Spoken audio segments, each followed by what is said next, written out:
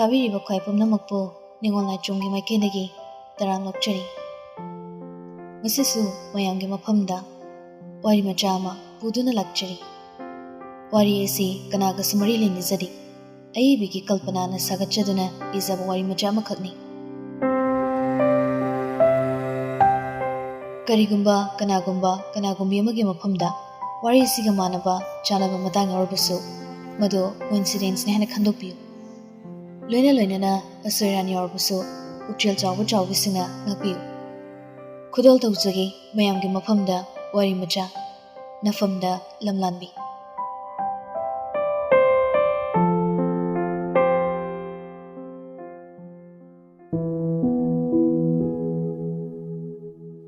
ꯄꯨꯛꯅꯤꯡꯅ ꯈꯟꯕ ꯋꯥꯈꯜꯕꯨ ꯃꯥꯏꯊꯣꯡꯗ ꯃꯃꯤ ꯇꯥꯕ ꯍꯧꯅꯕ꯭ꯔꯥ?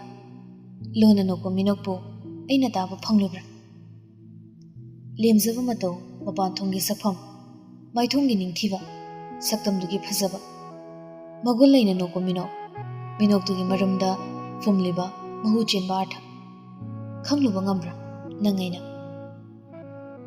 ꯃꯤꯑꯣꯏꯕꯒꯤ ꯃꯥꯏꯊꯣꯡꯕꯨ ꯌꯦꯡꯂꯒ ꯄꯨꯛꯅꯤꯡꯒꯤ ꯃꯁꯛ ꯂꯦꯞꯄ ꯌꯥꯗꯦ꯫ ꯃꯥꯏꯊꯣꯡꯅ ꯄꯨꯛꯅꯤꯡꯒꯤ ꯃꯤꯡꯁꯦꯜ ꯑꯣꯏꯕꯗꯤ ꯆꯥꯟꯅꯗꯦ ꯄꯨꯟꯁꯤꯗ꯫ ꯈꯣꯏꯍꯤꯒꯤ ꯈꯣꯏꯊꯨꯝꯕ ꯋꯥꯍꯩꯅ ꯇꯥꯠꯀꯤ ꯂꯥꯡꯅ ꯊꯥꯛꯇꯨꯅ ꯊꯃꯣꯏ ꯑꯃꯕꯨ, ꯅꯨꯡꯁꯤꯕ ꯑꯃꯕꯨ ꯂꯥꯏꯅ ꯃꯨꯟꯕꯁꯨ ꯉꯝꯗꯕ ꯅꯠꯇꯦ ꯃꯤꯑꯣꯏꯕ꯫ ꯅꯀꯣꯛꯇ ꯅꯥꯄꯤ ꯄꯛꯂꯦ ꯍꯨꯔꯥꯟꯕ, ꯅꯪꯒꯤ ꯄꯨꯛꯅꯤꯡꯒꯤ ꯅꯨꯡꯗ ꯌꯨꯔꯤꯕ ꯇꯤꯡꯈꯪ ꯇꯨꯝꯕꯧꯗꯣ ꯂꯥꯏꯅ ꯎꯔꯤ, ꯂꯧꯅꯝ ꯍꯩꯕ꯫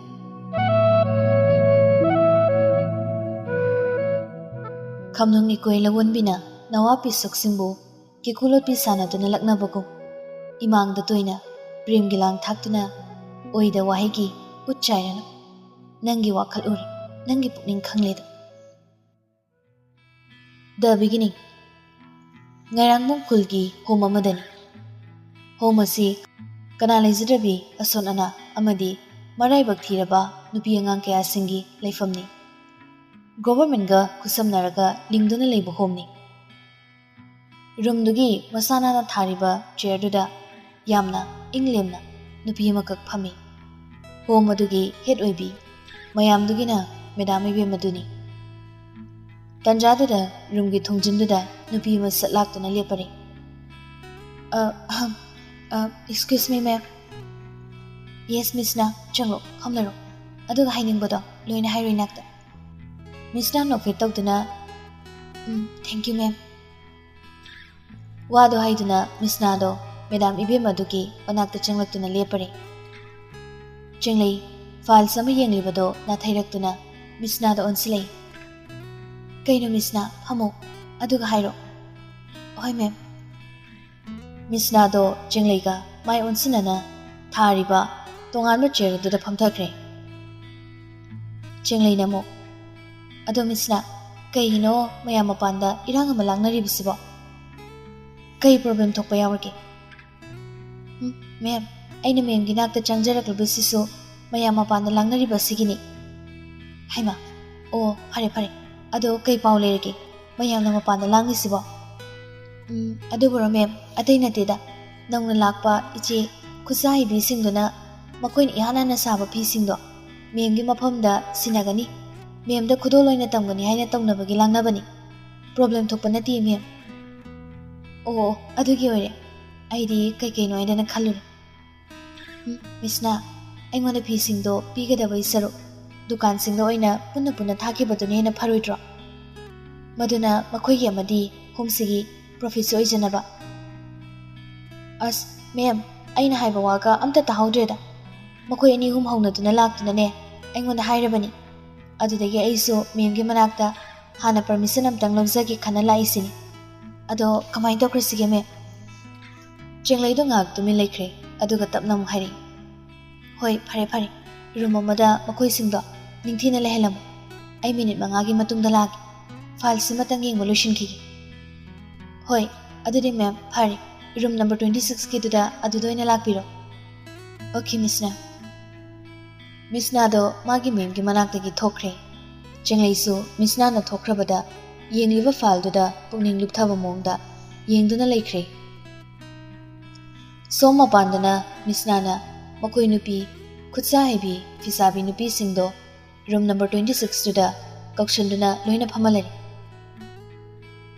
Iche sing somda sida ngaktang oina phamduna leibiramo haidana memna haibire sida ngaktang phambiyo. Memdo file sama yanghori madu loibaga laage na takpire ngakpuna ngaiminarasi ko khoi. Nupi singdo loina thariba chair singduda amamam phamduna leikre. Somda Chenglaiso yenglamiba file do khumjilaga thamkhraga mahak room number 26 tamna lai. Chenglai ubada nupi singdo hogolai. Chenglai ingna momon minok amatang maithungduda leitingai. Iche phambiyo yan phambiyo. Nupi singdo amok loina phamthakre. Aduga nupi mari manga singdudagi amana hogolaktuna hari. Madam bo ekhoina ujaningliba kaujariba maramse ategi nachadi. Madam thengnarubadagidi ekhoigi punsi ase hingbagi mahausu thokhanbiri. Mamal yaudraba punsise ngasidi mamal yamna wangna lehanbiri. Madam masida madam bo ekhoini ikai khumnabu uchaba amadi nungsijatuna madamgi mafamda ekhoigi ikutna ahanba sajaba phi phanik singse madamda khudol lena tamjage haidana ekhoi punna lakcharibani. Nubidugi wahido taraga Chenglai hena momon tawi maithongdo aduga tablamna hairi. Yam nungsi iche singi pukninggi apambagi motse tabada. Hoi iche singna aibu nungsibibagi phi phanik singdo aingoda khudol loina tambiraklise aigidi laibak yamna phabani. Aduga iche phi phanik singdo aingoda khudol loina tamthokpagi mahutta dukan singsida oina thabani hena kanaroidra haibadi ꯑꯩꯈꯣꯏꯒꯤ ꯁꯤꯗ ꯁꯥꯔꯤꯕ ꯄꯣꯠꯂꯝꯁꯤꯡꯁꯦ ꯄꯨꯂꯞ ꯑꯣꯏꯅ ꯗꯨꯀꯥꯟꯁꯤꯡ ꯑꯃꯗꯤ ꯑꯇꯩ ꯑꯇꯣꯞꯄ ꯀꯝꯄꯦꯅꯤꯁꯤꯡꯗ ꯂꯣꯏꯅ ꯊꯥꯔꯤꯕꯅꯤ. ꯑꯗꯨꯅ ꯏꯆꯦ ꯑꯩꯉꯣꯟꯗ ꯄꯤꯕꯒꯤ ꯃꯍꯨꯠ ꯏꯆꯦꯁꯤꯡꯒꯤ ꯑꯃꯗꯤ ꯍꯣꯝꯁꯤꯒꯤ ꯁꯦꯟꯃꯤꯠꯂꯣꯟꯂꯣꯝꯗ ꯑꯣꯏꯅ ꯐꯒꯠꯄꯁꯤꯅ ꯍꯦꯟꯅ ꯀꯥꯟꯅꯔꯣꯏꯗꯕ꯭ꯔꯅꯦ? ꯅꯨꯄꯤꯁꯤꯡ ꯑꯗꯨꯁꯨ ꯑꯗꯨꯝ ꯈꯨꯝꯂꯛꯏ. ꯃꯦꯗꯥꯝꯅ ꯍꯥꯏꯕꯤꯔꯤꯕꯗꯨꯁꯨ ꯂꯣꯏꯅ ꯆꯨꯝꯃꯤ. ꯑꯗꯨꯕꯨ ꯃꯦꯗꯥꯝ ꯉꯁꯤꯒꯤ ꯑꯩꯈꯣꯏꯅ ꯄꯨꯖꯔꯛꯂꯤꯕ ꯐꯤ ꯐꯅꯦꯛꯁꯤꯡꯁꯤꯗꯤ Madamgini haiduna tamduna sakraba ngaktani. Aduna Madamna simatangni loksanbiyu. Natrabadi ekhoi yamna nungaikhraroi. Nupi amanasu tengbangduna hairi. Asengmani Madam, phi singsi loksanbiyu. Natrabadi ekhoi yamna nungairaroi. Chenglaido nupi singdugi matau turaga thamoi manungda apenbadan pik thankre. Hairi, sor amatang sangna hondokraga. Phare iche. Iche singna adumna maike hairabanina ai phi phanek singse laksanjaba tare. Chenglai wahaido hek hairapaga nupi singdo maithong maka loina lamnari. Adumna nupi singduna yadabagi Chenglai phi phanek singdo loina lawraklami. Aduk thamoi singna pirakladabu haina sukhali. Chenglai na wakhalduda phi phanek singdusu mama leiba maitei ekhoigi phanek mayek naibi rani fina chingba ngaktani. Fi singdo lorngam matung Chenglai thorakle. Aduga mahak khudangi gari do yengi. Aduga tablapna suti matam oirakleni sidi. Misna bu kawi Chenglai. Misna su khumlei. Haibiyo ma'am. Misna nangna khara awat apado ama makhra yengsilam. Ai angangi suti matam oiri. Aduna chattaba yadre. Hoi ma'am, adugi de kesu khanbirano. Aina phanaba loina silamagi. Hoi, adudi yam nungaire. Hoi ma'am, phani. Chenglai do thabok singdo Misna da yengsilamo haina sinaramna to mahak magi gari thokdukna chatkre home adudagi.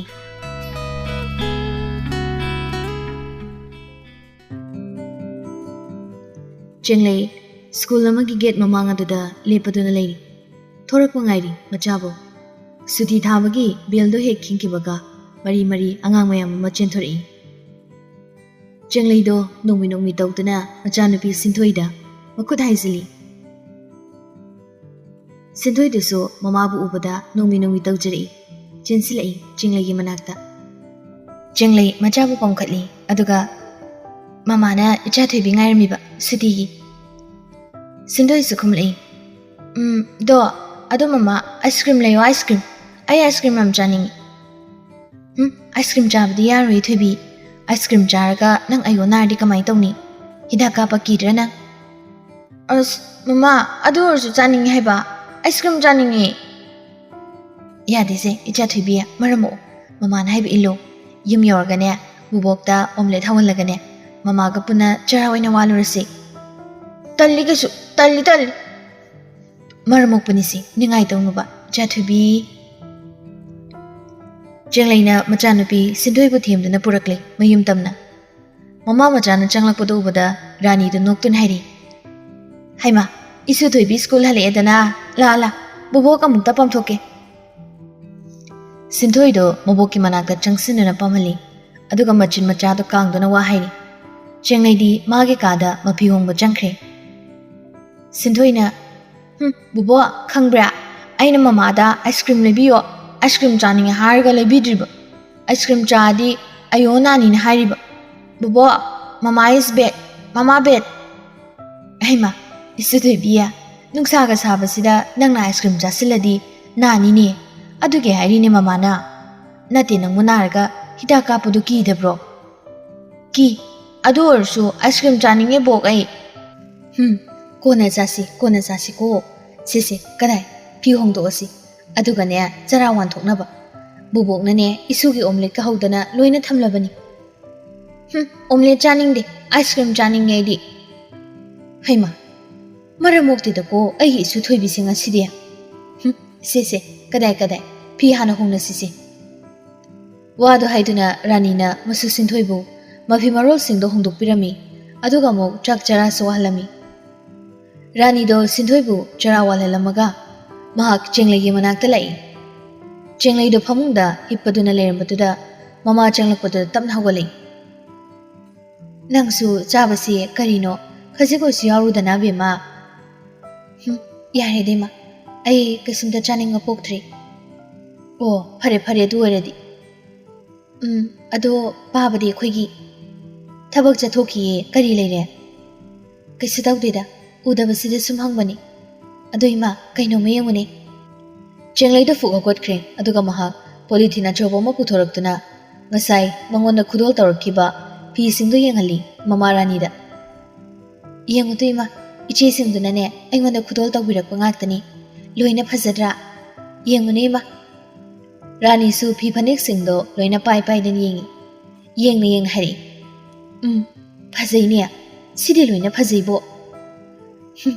Aina the Yaren Haiba, Aduda, Namdanek the Pirame Moquina.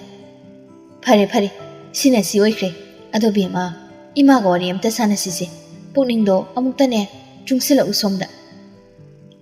Kaiwarinima, Kaimatang Yoidino. Rani do, Dominang Hagley, Aduga Muktapna. Imagi Jingley, Nang Nasasi, Nahayam the Oidini. Jingley, Mamagi Bakumkida, Muna Yingduna. Tari, Mamagi Wado, Marak Tatana. Ranina, Ichanane, Asumna Nam Hangna Labasi, Imake Anuaiti. Tungi Punsida, Nankaramna, Kari Ouni. Napabunga Yana Lady Makadi Paido. I coin hing later Bamatam Nadi, Nankari, Karam Tong Lehuni Kambadane. Ima Wakazipu Bangam de Ko, Imagi Jingley. Jingley do, Mamagi Wapomdo, Gantarakle. Why Kraduda? Imana Haningiba, Wadugarta, Nachano Bangamzan, Madugi Matang Dugi Orgadi, Nachadam the Habiran, Nacha, Adugia Sam the lady. Nixing Bioima, Nachase, Yumpalu Rabi, Ichale Rabini Habasi. Imagi Jingley, Imana Kudima Kangini, Nang Yumpalu, Nachale, Adugunang, Nangina Pureba Madiwali Basidi, Yumma Palabadi, Napureba Mahabasi, Labam talked abroad. Adubu Nangidi Kadai. Karino Imana Nachana Habiri wasing Sibo. Ima, Aibum Nona, Ipureba Matiko Haribro. Ichasigi, Mapanona Mutiko Haribro. Yumum Kanapan Kohaning Libraba. Jingley, Tapto. Imana Haning Libawasi, Munata Kuninangbo. Nangi Punsikari Oi, Karam Tori Haiba, Imalu in a Kangin. Adubune, Yumon Mapan Bada. Na mahang na labor yumbal haibasi yadabani. Madu nungay bahunadi. Imana hining badi nang nasana hani. Maramaduna nangitungi kalaga. Mapam jana pirip amalahu haina haibani ni nangbo. Nang mukay shulaitana kankiba.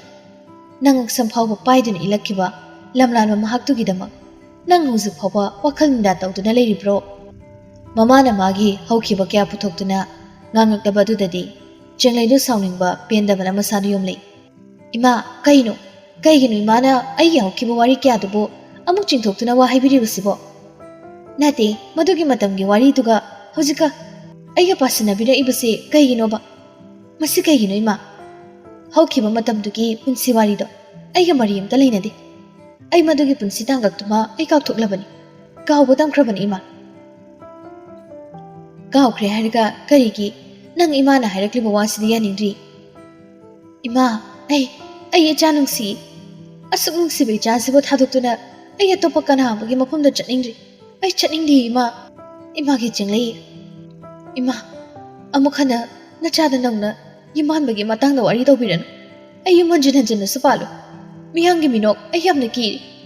Amukhana minok changwa punsi ohenindri. Chenglai imaga pabagana silibase nangi tungi punsigi khalaganine. Nangi pabaga thainadagi khangna chanaraklaba mamanabagi machadugane nangasi punsitina hanaba haina khanabani. Nangi maramda sinana khangbani makhoinasu. Ai madu pamdi ima. Ai ingna chikna punsise itomnata ichasiga leiba pam. Ingna leiba punsido ai pami ima. Machanubisina siyongna yaningdana bari tawrabadudadi Rani su pai letratuna hairi. Phare. Isagi wakhalna adu yaurabadi ima amukhana hairaru. Isagi aningbodo taw. Usit mandabasidane amuktadi makhoibu nongkhaigi khanbani. Yengoi makhoidi nupi atomi mathiduna laikri. Madu uragane imagi thamoisi na chap pendabadugi imana wafamasi isada haibani. Phare ima hairaru. Ima mina tongnai haidana dharma nataba thabakti nacha tawzaningi tawsidawri adubu ima makoi aigi papti soidana pugani. Phare ima ga ngak suwari mayam ama sanari isa halakbagi wa suwaramani ngak potharuko isu thoibise ima ga ngak laiminarage. Chenglai pakhum pidri Rani su machagi kadagi thokre mamana thokrabada Chenglai do hamungdode hipthari aduga tumin mamituna ayeng mamada yenglaga mapido tamna sintharakle. Yambo nangi wai singduda aina thazarubaki mahini haina khalasira ngasi ina phangliba chaina bayams natraga nangi akoibagi phibamduna uhenkiba hongkiba nangi wakalni haina khalora adubu ai nangoda warau sungam Aduk thamoi leptaba thasaba watpa nangi natawdo aina warau aina yad nang aigi papu kani nang aigi warau chawbi thamoi sigi mahidi nang nongbu soidana phangani. Wahi singdo haidana Chenglai tarakliba mapi singdo tamna tethokchei.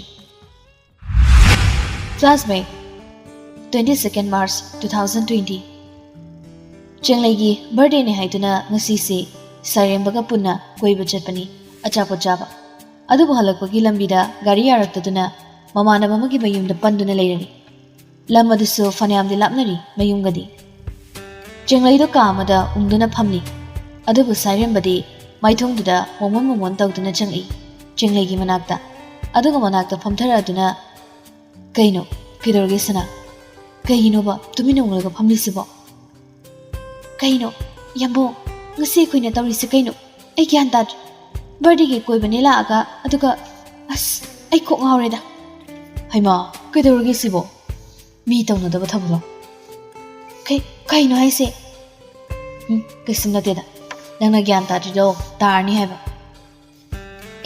kamaina yambungdi aduburo ngasi se sana ibani chelabani ekhoini gi pantung haibado oiredabani Chenglai do Sarembagi wado taraga ngakna yenglei kaino yambo nang na isibu kaino nati yar sunga yaro isidi sana phagi nati ekhoini ngasi chelabani yambo wathi tong yum halasi call tawge ai yum da lobala o haigi ai phone do piro battery out off tagni kamaina o yaro off tabaga yaro ai phone do piro nangna pulak paisin khraga sana nang siri wayong ngangaida yambo langse Tumilayo, se, muna daw. Yamong wahaygibo. Chenglaido sauningna laikre tumin. Adubu sairembadi hena nakna Chenglai manakta changsilei. Aduga tapna Chenglai makuto pairaktuna. Sana, ngasisi nangi napuk namini. Ngasi nangi napuk namisida nangse aigo isaraki aikaki. Nangi thamoyna yauriba nuksiba pumbado aingoda loina pibiro. Nang nuksibado aigi thamoy manungsida tumina lona haptuna thamlagi. Nangse ngasi haiba numisidaki aigini haibado mayik singna khangna pam. Nangbo topa kanada pithokdringai nangbo aigi ohaurage khanbagi ngasigi numitse aina kharwang nangairapani. Chenglai nangi nuksibado ifamda sinar. Chenglaido sairembagi mamit anida tumina muni yenglei. Yambo yamungna hairiba mayam sikaino. Ai yam pakali. Ai pakali singna. Sana nangi pakatpado yamungna phajingi. Adubu nang ngasise yamungna sum tawbasi sauningbo. Nang nasana yaningba khajak thabo poktabra. Yaningbadi poi. Adum ai akibatana heli. Kaygino kanadano nangna kiribase. Ha. Yambo yamungna phana aibu nungsibirasu. Yamungi imung manu imaibe masija madi pabung abiram makoinina aibu yaningde pamde. Mama oiningde. Aduna soidana aibu yade harakani. Asigi akibana isase pik thale. Sairemba pairiba Chenglai makuto hena chena paisinduna tamna thajaba piba madi achepa khonpham amada hari. Adugidamak nangna kiba pokonusana. Nangidamak aina matam khudingna lepani. Nangi eleribasidi. Miyoiba khudima asi loina thamoy panaribani. Nungsiba masak loina khangnariba ngaktani. Maram aduna matamni matungina imaga pabunganasu nangbu soiduna yarakani. Yambo hiramasiga matangda nang wakhalamda piksunganusana. Yamung lairi nangidamak. Yamungna khudimak singdo loina mayoknagani. Nangi natungda namiyoina aina silepkani. Yambo Chenglaido tapna sairemba mongonda khangudana koli. Hairibo haido punsi chupagi thaba phanganbiyuko. Aigi oina matam pumbada lepiyu. Lepkani soidana lepkani. Ahungba leita lepkani yisana. Adamna numittuda Chenglai amadi sairemba makhoinigi punsigi khongthang amada thangba hokre. Hakchang anisu amatoina ipun punsinkre. Haibaga tawbaga sairembagi mamaibema sizana loire imungdo lan tawbada. Machanupa sida unsinduna wahire. Abiram su phamli sofaduda. Nati aina yade pamde haiba nupisi natrabadi nangi nupisi atopa mata leidabra. Ha imagi thoiba. Sairemba khumde Abiramdi phana yaningdaba pamdaba leirbusu tumina lekshinkre. Machana pamjana puraklabasida bo haina khanduna. Hairi magi nupi sizani yengduna. Hai mama yare to tumile. Hojik pamre haiduna kari taruni. Namoni ne oidoribasi. Adusuna jana pasina pamjana puram. Karasu zakthokna khalune wakhaldo. Kaidauge nangbo. As bakoi samkhasune amukta yauksan birakhinu. Nupi machado aina pamde harede pamde. Sukya yaningde. Handakti sairembada wahiri. Ima babo Nachagidi ama khangde Chenglai si aigi oin inakta lengdana thamani. Imaga pabungana luhongbige luhongbiroi darkar oidi. Adabu aima inakta gi lapangiba yar. Thamlani inakta dum lengdana. Sairembadi fukhawotuna chakre. Mama ibe masidaji lahawi. Hai masi aigi jintaktaga khumsari ne mase. Asukyamna hongbusibu karino. Nang namana pa aikhoibadi nupiduni hena lurene ko. Lairabiduni hena. Phai nang luhongba kaina hongloi ko saita hong khang. Kanana mama mapa sarga honggido yengba taredana. Abiramna magi nupibu khamjile. Hai siza yare. Amukta nemthau ko nemthau. As karina da makoi samkya. Makoi samkya na aingonda da phathau hairisibo. Nati makoi samkya su nupi macha to pamde hainade haibadaine. Aduga kaigino Hojikna walang machit amapau haidana leiribasibo. Mama aikhoina pamde hairsu yaroini. Nacha asini yadreni. Chaplungna laikre. Adunane akhoi upai leiroi. Adu khanmagini aina tumina leiribasi. Oh phai makoi samkhya ai tawgi. Ai isa makna mama aingodane nupi hakan gidamak asukyamna mukpa. ꯐꯩ ꯐꯩ ꯑꯗꯨꯗꯤꯅꯦ ꯑꯩꯁꯨ ꯃꯨꯛꯄ ꯇꯥꯔꯦꯗꯅ ꯂꯥꯛꯇ ꯂꯥꯛꯈꯤꯁꯅꯨ ꯅꯨꯄꯤꯗꯣ ꯃꯥꯕꯨ ꯀꯌꯥꯝ ꯀꯨꯏꯅ ꯌꯨꯝꯗ ꯂꯩꯕ ꯉꯝꯒꯦ ꯍꯥꯏꯕꯗꯣ ꯌꯦꯡꯕ ꯇꯥꯔꯦꯗꯅ ꯃꯈꯣꯏ ꯁꯝꯈ꯭ꯌꯥ ꯀꯥꯟꯅꯗꯦ ꯂꯨꯍꯣꯡꯕ ꯊꯨꯖꯅꯕ ꯄꯥꯎ ꯍꯩꯀꯣ ꯑꯊꯨꯕꯗꯅꯦ ꯍꯣꯡꯅꯕ ꯇꯧꯁꯦ ꯍꯥꯏꯀꯣ ꯈꯪꯅꯤꯗꯅ ꯃꯁꯤꯗꯤ ꯋꯥꯗꯣ ꯍꯥꯏꯔꯒ ꯁꯤꯖꯗꯣ ꯁꯥꯎꯅ ꯐꯤꯡꯅ ꯆꯠꯈ꯭ꯔꯦ ꯑꯕꯤꯔꯝꯁꯨ ꯃꯥꯒꯤ ꯅꯨꯄꯤꯒꯤ ꯃꯇꯧꯗꯣ ꯌꯦꯡꯗꯨꯅ ꯃꯀꯣꯛ ꯑꯃꯨꯛꯇꯪ ꯏꯜꯂꯒ ꯑꯣꯟꯊꯣꯛꯄꯅꯤꯗꯀꯣ ꯃꯁꯦ ꯃꯃꯥ ꯏꯕꯦꯝꯃ ꯁꯤꯖꯅ ꯍꯥꯏꯕꯗꯒꯤ ꯂꯨꯍꯣꯡꯕꯗꯣ ꯌꯥꯝꯅ ꯊꯨꯅ ꯍꯣꯡꯖꯤꯟꯈ꯭ꯔꯦ ꯑꯗꯨꯝꯅ ꯂꯨꯍꯣꯡꯈꯤꯕꯗꯣ ꯊꯥ ꯍꯦꯜꯂꯛꯂꯤ ꯅꯣꯡꯃꯇ ꯁꯤꯖꯅ ꯃꯥꯒꯤ ꯃꯃꯧ ꯆꯤꯡꯂꯩꯁꯤꯕꯨ ꯏꯟꯊꯤ ꯅꯨꯡꯉꯥꯏꯅ ꯂꯣꯏꯅꯕꯤꯕ ꯍꯥꯏꯕꯗꯨꯃꯗꯤ ꯑꯣꯏꯔꯝꯗ꯭ꯔꯦ ꯃꯇꯝ ꯂꯩꯕ ꯈꯤꯕꯤꯛꯇ ꯊꯤꯅ ꯊꯤꯅ ꯆꯩꯗꯨꯅ ꯋꯥꯍꯩꯔꯝꯃꯤ ꯉꯁꯤꯁꯨ ꯃꯉꯥꯏ ꯆꯤꯡꯂꯩꯗꯣ ꯐꯤ ꯈꯔ ꯋꯥꯁꯤꯡ ꯃꯦꯆꯤꯟꯗ ꯐꯤ ꯈꯔ ꯁꯨꯔꯝꯕꯅꯤ ꯃꯇꯥꯡ ꯑꯗꯨꯗ ꯁꯤꯖ ꯄ꯭ꯔꯞ ꯂꯥꯛꯇꯨꯅ ꯋꯥ ꯍꯥꯏꯔꯛꯏ ꯐꯤꯁꯦ ꯅꯈꯨꯠꯇꯨꯅ ꯁꯨꯕ ꯌꯥꯕꯗꯣ ꯊꯑꯣꯏꯅ ꯅꯇꯟ ꯇꯟꯕꯗꯒꯤ ꯋꯥꯁꯤꯡ ꯃꯦꯆꯤꯟꯁꯤꯗ ꯁꯨꯔꯤꯕꯅꯤꯅꯦ ꯅꯠꯇꯦ ꯏꯕꯦꯝꯃ ꯅꯪꯒꯤ ꯅꯃꯥꯏꯁꯤꯕꯨ ꯀꯔꯤ ꯑꯣꯏꯅ ꯄꯥꯟꯒꯦ ꯑꯩꯅ ꯅꯉꯣꯟꯗ ꯉꯁꯤ ꯅꯄꯥꯝꯗ ꯆꯠꯈ꯭ꯔꯣ ꯍꯟꯈ꯭ꯔꯣ ꯍꯥꯏꯗꯅ ꯍꯥꯏꯔꯕꯗꯨ ꯐꯥꯎ ꯅꯪꯅ ꯁꯨꯝ ꯌꯨꯝꯁꯤꯗ ꯂꯩꯔꯤꯕꯁꯤ ꯀꯔꯤꯒꯤꯅꯣꯕ ꯁꯨꯔꯨ ꯁꯨꯔꯨ ꯍꯦꯛ ꯅꯩꯗꯅ ꯅꯪꯕꯨ ꯅꯃꯥꯏꯒꯗꯣ ꯄꯥꯟꯗꯕ꯭ꯔꯣ ꯏꯃꯥꯁꯤ ꯀꯩꯅꯣ ꯅꯃꯧꯗ ꯏꯃꯥꯁꯤꯅ ꯇꯥꯛꯄꯤꯔꯤꯕ ꯋꯥꯐꯝꯗꯨꯕꯣ ꯌꯨꯝ ꯄꯥꯟꯕ ꯍꯥꯏꯁꯤꯕꯨ ꯐꯥꯒꯤ ꯌꯥꯕ꯭ꯔꯣ ꯏꯃꯥꯁꯤ ꯏꯄꯥꯝꯗ ꯍꯟꯗꯨꯅ ꯑꯩꯅ ꯂꯩꯒꯗꯕꯒꯤ ꯃꯔꯝꯁꯤ ꯀꯩꯒꯤꯅꯣ ꯍꯥꯏ ꯃꯗꯨꯒꯤ ꯃꯔꯝ ꯅꯪ ꯅꯁꯥꯅ ꯈꯪꯐꯝ ꯊꯣꯛꯄꯅꯤ ꯅꯁꯥꯅ ꯈꯪꯖꯒꯗꯧꯕꯅꯤ ꯅꯪꯁꯦ ꯑꯩꯅ ꯄꯥꯝꯗꯦꯅꯤ ꯏꯃꯧ ꯑꯣꯏꯅꯤꯡꯗꯦ ꯍꯥꯏꯗꯅ ꯍꯥꯏꯔꯤꯕꯁꯤ ꯐꯥꯎꯕ ꯅꯪꯅ ꯀꯩꯒꯤꯅꯣꯕ ꯁꯨꯝ ꯅꯝꯗꯨꯅ ꯂꯥꯛꯂꯤꯕꯗꯨꯕꯨ ꯅꯃꯥꯏ ꯄꯥꯟꯗꯗꯨꯅ ꯅꯪ ꯆꯤꯡꯂꯩ ꯋꯥꯁꯤꯡ ꯃꯦꯆꯤꯟꯗꯣ ꯑꯣꯐ ꯇꯧꯔꯒ ꯐꯤꯁꯤꯡꯗꯣ ꯂꯧꯊꯣꯛꯅ ꯈꯨꯝꯂꯩ ꯏꯃꯥꯁꯤ ꯃꯗꯨꯒꯤ ꯑꯣꯏꯔꯒꯗꯤ ꯃꯇꯝ ꯍꯦꯜꯂꯤ ꯍꯧꯈ꯭ꯔꯦ ꯏꯃꯥ ꯀꯔꯤꯅꯣ ꯃꯇꯝ ꯍꯦꯟꯕ ꯍꯥꯏꯕꯗꯤ ꯅꯪ ꯀꯌꯥꯝ ꯌꯥꯝꯅ ꯌꯨꯝꯁꯤꯗ ꯂꯩꯅꯤꯡꯕ ꯄꯥꯝꯃꯤ ꯍꯥ ꯀꯌꯥꯝ ꯌꯥꯝꯅ ꯄꯥꯝꯒꯦ ꯏꯃꯥꯁꯤ ꯅꯃꯧꯗ ꯃꯗꯨꯒꯤ ꯋꯥꯍꯪꯗꯣ ꯍꯪꯕꯤꯒꯅꯨ ꯅꯃꯧꯁꯦ ꯅꯤꯡꯊꯤꯝꯆ ꯁꯥꯒꯩꯁꯤꯒꯤ ꯃꯧ ꯍꯥꯏꯕꯗꯣ ꯑꯣꯏꯔꯕꯅꯤ ꯁꯥꯒꯩꯁꯤꯗ ꯑꯣꯡꯂꯛꯑꯕꯅꯤ ꯋꯥꯗꯣ ꯍꯥꯏꯔꯒ ꯆꯤꯡꯂꯩ ꯐꯤꯁꯤꯡꯗꯣ ꯄꯥꯏꯔꯒ ꯐꯧꯕ ꯊꯣꯛꯈ꯭ꯔꯦ ꯑꯣ ꯈꯪꯅꯤ ꯅꯪ ꯑꯗꯨꯗꯤ ꯅꯪꯒ ꯈꯥꯏꯒꯠꯂꯗꯤꯅꯦ ꯑꯩꯅ ꯇꯧꯔꯛꯄ ꯊꯕꯛꯇꯅꯦ ꯅꯪ ꯀꯌꯥꯝ ꯀꯨꯏꯅ ꯂꯩꯕ ꯉꯝꯒꯦ ꯍꯥꯏꯕꯗꯣ ꯌꯦꯡꯕ ꯇꯥꯔꯦꯗꯅ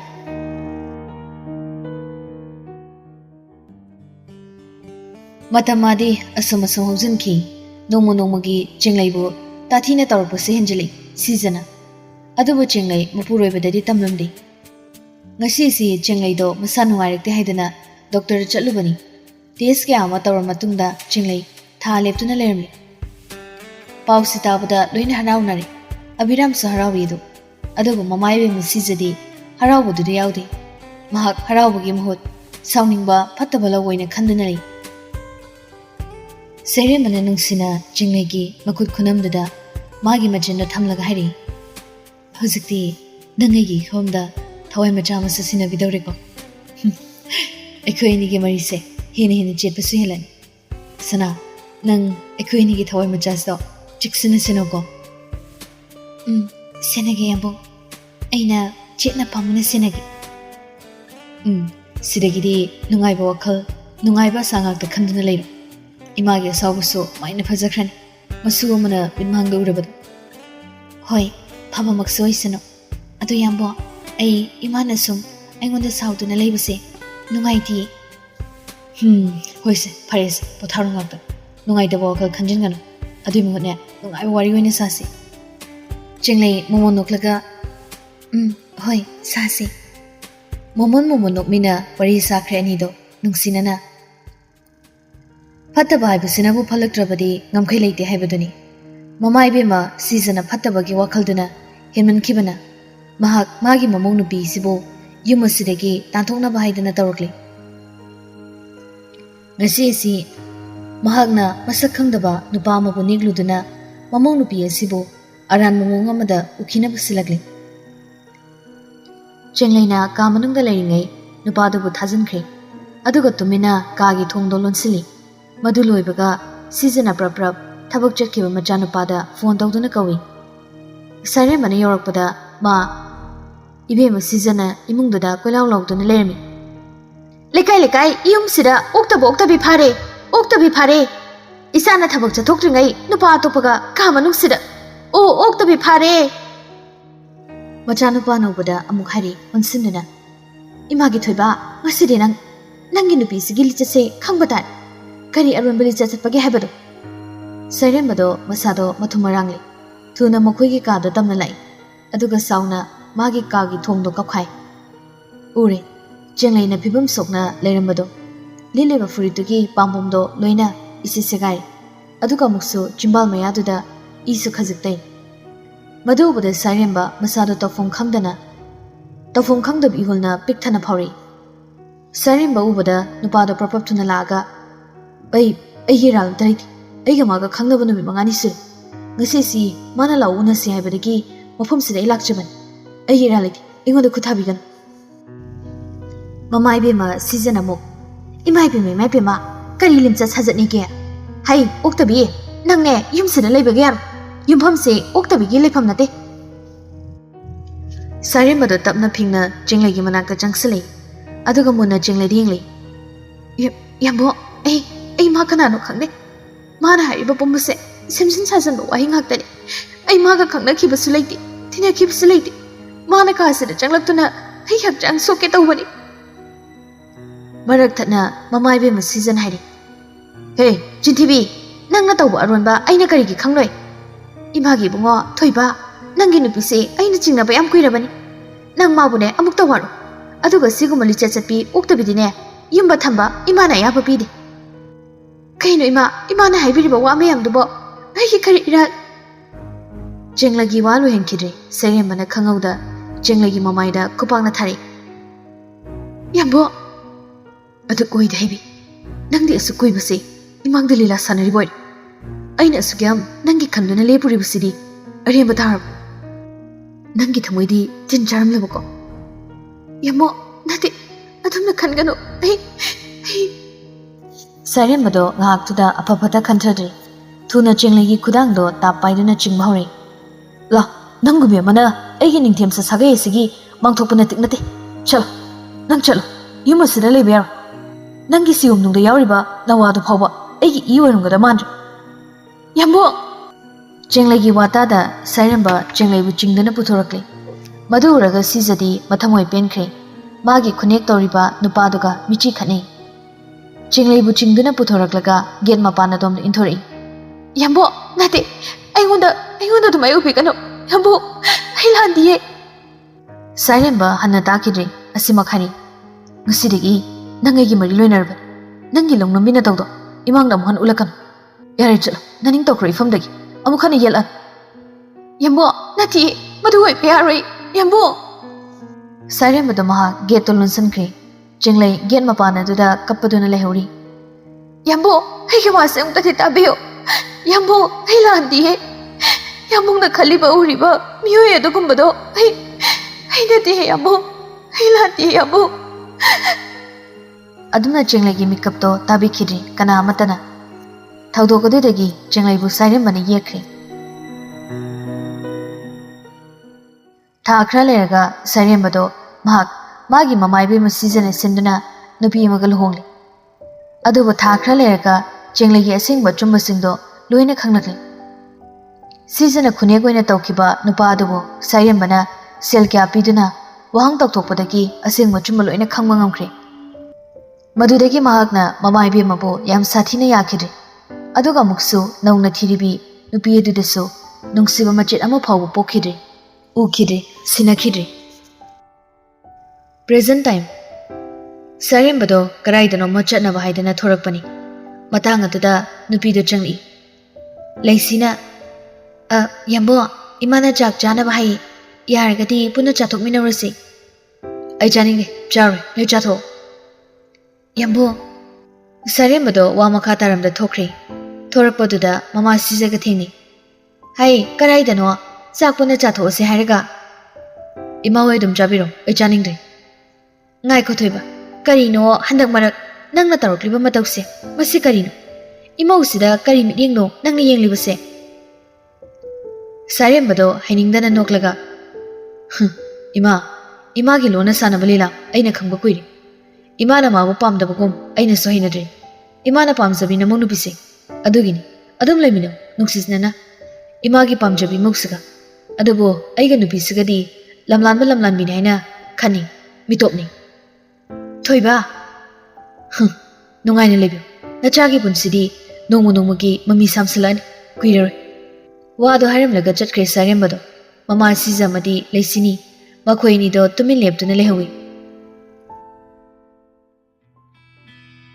nongthilgi pungani makhaimu tarak padai gituda misna do chenglegi room da lepari mem nupa ama mem gong to una jage na hai yam personal oiba wari kharagi ni haini so hai ado mem masi kamai tok sako haibano wado dabada chenglei do tumin mikup khrale kana wari janu ne maming di hanglak pro ado so hayu ya di mem go una jage haidana sidagi na hairakti personally haiduna ta tumlei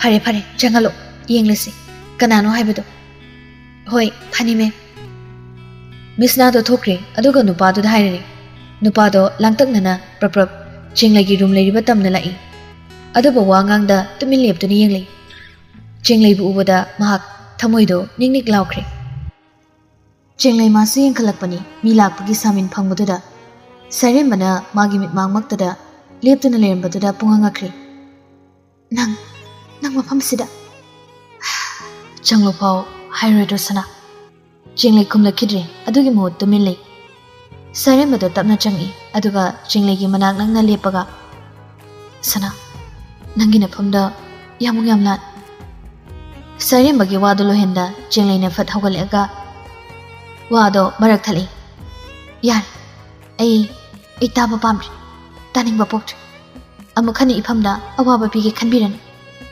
yambong matam amada aina namgo yam thazaki ai puning ihul singse loina khangbira hain adubu nangdi tatki maikhum uporam chumisana nangai ngoda wararom gani haiba warofum suthui adubu sana chinglei yamung nangi na phamda yamna lankri khantau da bawa khalduna nangbu inaktagi lapna chakro haidana talur yamung lalisana nangai di unjawina khiba kuirena yambong aibu inthokpirakpadudagi numitudagi aise nangi lamlanbi mitop haibado madu oikhraban amukhana aigi phamna yetbiran chalo aibu hanjan awaba pigi khanbiran ai wona ma sahab iran chingle nang aina haisabu samta tabiyo sisana wado haina sarema khangaude chingle gi khudang pairi chingle du thuna kudaktuda sarema gi mamai da thari sarema mamai do haira paisili soklakan aise nangna sokpa yaba mira nang nupi thirabu nupa am natra aduga nupi magi khudang paiba yabra adu pangdaba nasagi nupi phawba thazaba thamangam daba nanga mana engoda soklakan sana yambung baina ikai khumna jai chal thokro amukhana imangde lepan yambung ga igaloi oina kre nangai di lamlan bi mi to poina khrabani aduna ifamde yelakan ai kana magi miteng khada hingduna nungsibani ba ipamdi saremado thamoi gi mafum karai dano ma yam sathina sokle ninging lawo khonjel do galoinan hai sana nangi wakal honglaro haiba ai khang nang bo sup arawan bus aine hoi ai de pangdaban langnambani pumdamak aine pare ai nafamde yelar ai yelar adub icha ikoini gi thawai buchado